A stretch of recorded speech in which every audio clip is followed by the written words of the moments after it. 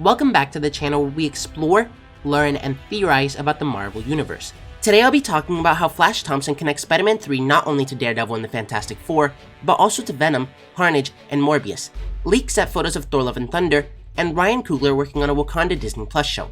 If you're new to the channel, or even if you've been watching for a while, make sure you subscribe because more than 96% of you guys aren't subscribed.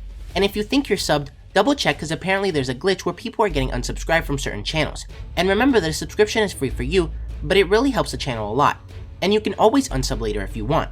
Now let's get started. The official Flash Thompson Instagram account, Spidey1fan, which is run by Sony, just posted this picture which shows Ned Leeds and Betty Brant. But as you can see, the hat that was drawn on Ned's head looks a lot like the Hobgoblin hood.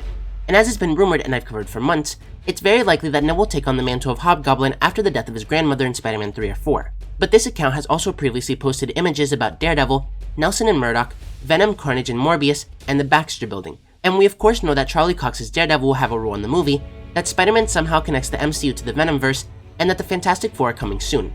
Moving on, Tom Holland just posted a picture on his Instagram showing him in the red and black Spider-Man suit carrying his brother, who we know will have a small cameo in the movie. And the post says, "Today was easily one of the highlights of my career. For those of you that were there, you know what I'm talking about. And for those of you that weren't, you better buckle up." So it's clear that whatever he just filmed was easily the best part of the movie, and better than anything we've seen in the previous two Spider-Man movies or his scenes in Civil War, Infinity War, and Endgame. And according to Variety, we might get some big news regarding Spider-Man 3 on February 4th during their awards circuit, as they recently published that the meticulous emotion that Tom Holland has brought to our favorite web-slinging superhero has been underappreciated in his first solo outings in Spider-Man Homecoming and Spider-Man Far From Home. In the still untitled sequel, we're preparing for a different setup and execution to the franchise, which seems similar to what we saw in the animated and Oscar-winning Spider-Man Into the Spider-Verse. In an upcoming podcast interview on Variety Awards circuit, Holland teases and sets our expectations for the film. So while we already knew that the movie would be about the Spider-Verse, we might get some new details during their interview with Tom, and possibly even the title. Next, we know that production has started for Thor: Love and Thunder, and we've seen most of the cast arrive in Australia. But we've now gotten our first looks at what they'll look like in the movie. As you can see, Thor is no longer fat, and he's wearing a red leather jacket similar to Eric Masterson, aka Thunderstrike, an alternate version of Thor from the 90s. We also got a new look for Star-Lord, Nebula, and most importantly, Kraglin. We know that Yondu died in Guardians of the Galaxy 2, but we saw Kraglin playing with his Yaka arrow at the end of the movie, where he ends up stabbing Drax. And thanks to this picture, we can now see that he has a fin just like Yondu, so it's clear that he's mastered the weapon and will use it in Thor 4. And since we're talking about Thor, there's also some news regarding the Loki Disney Plus show's release date. Apparently, some Disney Plus accounts updated and showed that Loki is scheduled to release on May 7, 2021, but that's actually Black Widow's current release date, which leads me to believe that Marvel might delay the movie again, this time probably to Shang-Chi's date on July 7th, and move Shang-Chi to Chinese New Year in February 2022. However, there might actually be a better reason. Although much less likely, we've heard that due to the WandaVision leaks, we could get episode 5 and 6 this Friday. It's also rumored that because of this, The Falcon and the Winter Soldier might get pushed forward 1 week to make up for it, and also to not compete with the Snyder Cut so much, which releases on March 18th. So it could be possible that Marvel has decided to move Black Widow up 1 week as well to Friday, April 30th, and release it on Disney Plus. Now if they do push it forward 1 week, which was actually a very common thing for Marvel to do before the current situation started delaying everything, I'm not sure if that means that they'll also release it in theaters 1 week early, or if it'll just go to Premiere Access.